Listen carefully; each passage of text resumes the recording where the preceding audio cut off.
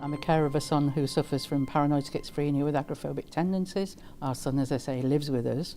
So it's sort of an ongoing thing, really. It's a 24-hour, 7-day-a-week thing. You know, we're never away from it, really. When we first became involved in services, I mean, carers were, yes, well, you sit over there, we've come to see, you know, your son, your daughter, your wife, your husband, whatever. And you were just ignored, and, you know, person would turn up to their outpatient's appointment.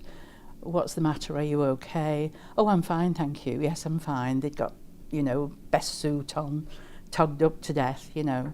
Oh, yes, I'm fine. But they never asked the carer, who either was living with them all the time or saw them on a regular basis and could actually say, well, actually, you know, he's awake most of the night and sleeping during the day, or he's not having as much of his meds as he should, or he's not eating, or the voices are back, or whatever it might be. And slowly but surely over time, services suddenly realised that carers were a valuable source of information. And I think the fact that GMW have actually got a carers strategy says a lot for the organisation. We have a steering group, and then local groups have their own action, work stream groups, where the assistant director chairs, one of the assistant directors. So we have decision makers in the room. The local work stream meetings, they encourage carers' attendance. So they get to know what's going on locally, not only through what they see themselves or what they read, but actually from listening to carers.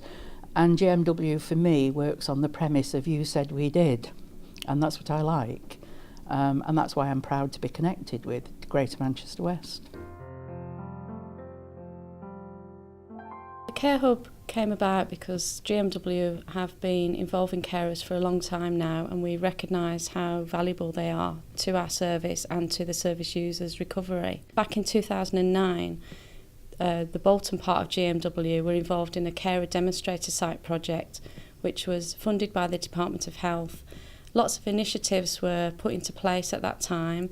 For example, we developed a carers strategy and a carers charter, and we also implemented carer champions across all of the wards and all of the teams at GMW. And it sort of snowballed from there, really. We've involved carers all the way, so everything that we do, we involve carers. We train all of our staff in care awareness, which carers have been involved in the design and the delivery of that training. And it was felt that we needed a dedicated care hub to pull all of those things together. And we work with not only carers but service users, volunteers, staff and other external organisations. And it's all about gaining feedback from carers and service users to make sure that we put things into place, whether it's feedback that's positive so we can share that with staff, or if we need to make any improvements to make the service a lot better for everybody involved. Carers can get involved with the Care Hub and get involved in any activities in a variety of ways. We have a page on our website dedicated to service users and carers, and it has a dedicated carers email address on there. Carers can phone myself directly, they can write in, and I'm very happy to meet with carers at any time to gather feedback from them, whether that be positive or if they think there's something that we can make improvements on, and I welcome any carers to get in touch with me.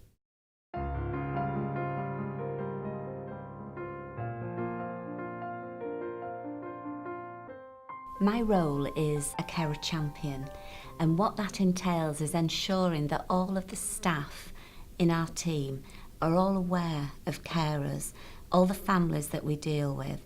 They've got to be forefront of their mind, the carers, so that might mean ensuring that they've got the correct information, and identifying as well young carers within our service too. My role is I'm actually a social worker care coordinator, but part of that as well is I'm the carers champion.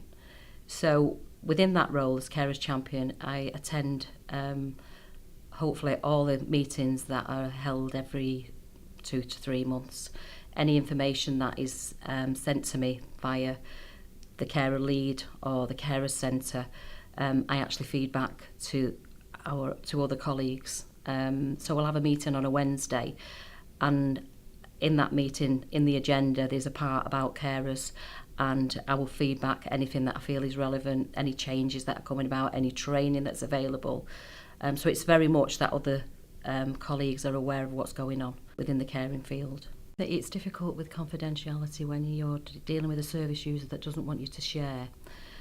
So we will always listen to the carers, and we'll try and, as much as possible, to encourage the service user to allow us to share information. And that's something we constantly revisit with a service user, because it's really important that, obviously, for their care and recovery, that carers are involved and actually know what's going on. So it's something we're constantly revisiting to try and encourage them to let us share and get the carer involved as much as possible. Within the role as a care coordinator, it's our responsibility to offer all carers a carers assessment. That assessment should be carried out annually. Within that, it's identifying any needs a carer might have, how we could support that, maybe direct them to other services that can support. Also in that as well, we have in Salford, there is a personal budget that can be applied for, which is usually around giving a carer a break and trying to get them away for some relaxation. So that is another role that is taken on by all care coordinators. The different types of support that are available to carers through the carer champion role would be that they can be signposted onto carer support workers within the service who can go and visit them at home and offer a one-to-one emotional support service. And it's not only offered just to the husband and the wife, it might be extended to all of the family because they're all suffering with the patient.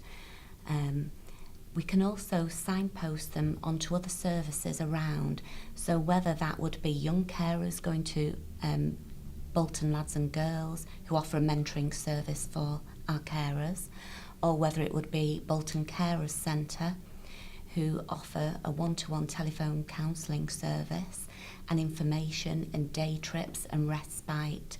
And all that can be pulled together with the care coordinator to ensure that our carers are fully looked after, all their emotional needs, health and well-being, everything. Carers can become more involved with Greater Manchester West through the Carer Champion. The Carer Champion can ensure that any carers that are interested can attend meetings like the Carers Workstream meeting. They can attend events like a recent one, the Carers Matter events, where they can come and tell us how they find our services, and we listen to them and take on board what they're saying, and we alter our services to make sure that it suits the carers and that they are being listened to.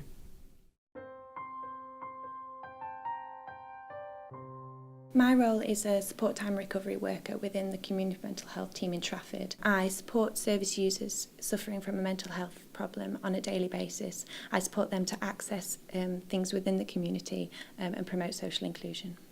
Carers are identified within our community mental health team when the cared for person comes into our team and is taken on and supported by a member of our staff. So the carers is identified by the care coordinator of the service user and automatically offered a carers assessment. So this happens initially during the assessment process of the service user, and then it's reviewed regularly during what's called a CPA review, which happens yearly. And then they are referred on to what is called the Trafford Carers Centre, which is an outside agency, but we use to support carers within our community. The Trafford Carers Centre is an outside agency which our team utilise to provide a carers assessment for the carers of our service users. The Trafford Carers Centre completes the assessment and then decides whether any further support and help is needed for the carer. The carer doesn't have to have an assessment, and it's an option for them from the Carers Centre. The outcome of the assessment is then fed back to our community mental health team, so all the staff within the team are made aware of this assessment and the support that the carer may need in relation to caring for their loved one. The Trafford Carers Centre offers kind of a holistic support for the carer, practical support on a daily basis, as well as kind of respite support. They offer holistic therapies such as massages, reflexology, things like that. So there's a wide range of support for them from the Trafford Carers Centre. What prompted me to get into being a governor was the caring side. Initially to improve services for service users, but also so that carers could have the information that at that stage they couldn't get because of the bogey word confidentiality. I'm glad to say that over the years that has become a little elastic-sided, and now Foundation Trusts and Trusts are looking at it and deciding, well, there are certain pieces of information that we can give carers, which is a great step forward since 2008, and which carers are really grateful for. Talking to other carers, making sure that they know the services that GMW provide, how we can help them, and get the information out there, particularly when there's going to be service redesign, or they're altering services for whatever reason. But what I like about GMW is if they're going to be doing something, they do actually go out and consult with people. So, you know, just to have that feeling that people will come and talk to you and they will come back to you and say, well, this is how it's going. I mean, I suppose a good example is the community work that they're doing at the moment, where people are be treated more in the community than they are in a hospital setting, because service users and carers have said that's what we want to happen. So we've got extra staff, we work longer hours, or the staff here work longer hours, and they come back and give us updates. Services, service users and carers, and we now all work together. It's not just the services in isolation, the care in isolation, or the service user in isolation. Services now listen. They're not just up there and saying we're going to do to you. We actually talk to service users and carers, find what they're looking for, see if we can, you know, provide a service that is them. It's more person-centred, is what I'm trying to say, rather than sticking a round peg in a square hole. We're actually looking at person-centred services, and that's what Triangle of Care is all about, listening to people and making sure that the triangle is complete.